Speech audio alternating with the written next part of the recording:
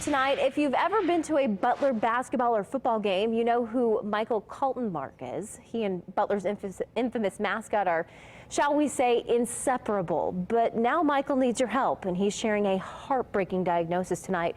News 8's Julia Dang talked to him, and she joins us now with more. Julia, what are you learning about this? Yeah, and Jenny, what we see courtside at Butler games is just a tiny fraction of Michael Kaltenmark's life. We know him as the university mascot's caretaker, but until today, many of us didn't know he had an incurable condition and now needs a new kidney.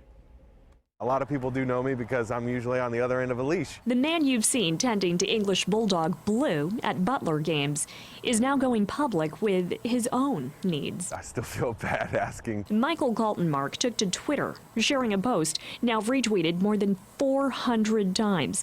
The caption begins with 4 simple words: I need a kidney. I could go on dialysis eventually, which would help my kidneys do the job for them, but even then, you know, that's not a cure. Michael was diagnosed about 20 years ago with Crohn's disease.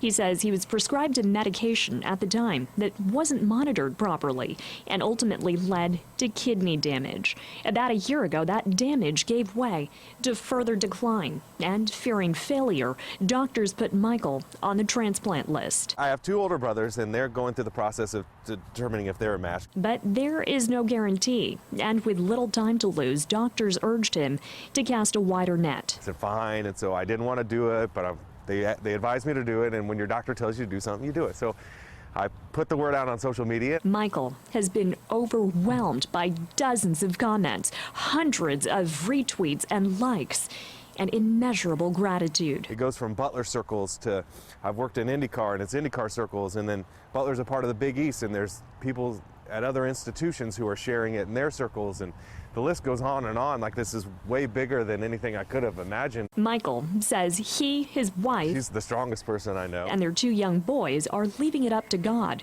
But if it was up to him, he would have picked his own donor already. If there was this thing as you could take a canine's kidney and put it in a human, I'd already take his and we'd be done with it.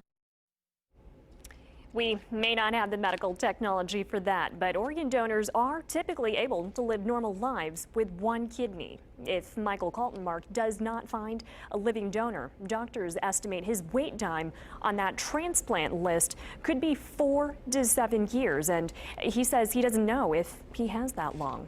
Live in the studio, Julia Dang, Wish TV, News 8.